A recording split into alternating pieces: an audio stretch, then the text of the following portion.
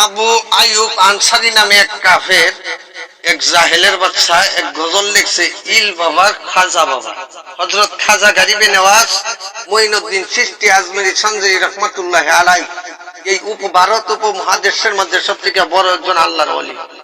এই আল্লাহর ওলিকে কুরুক্তি কইরা এভাবে ইল বাবা খাজা বাবা বলে গজল গাওয়ার কারণে, মানে গান গাওয়ার কারণে এর ঈমান চলে গেছে, এর বংশ সহ কাফের হয়ে গেছে, নাস্তিকে পরিণত। এদেরকে আবার কালেমা পড়ে একজন ভালা আল্লাহর ওলির কাছে যাইয়া বায়াত হইয়া তওবা করে আবার পরিপূর্ণভাবে মুসলমান হইতে হবে, তা না হলে এরা কাফের।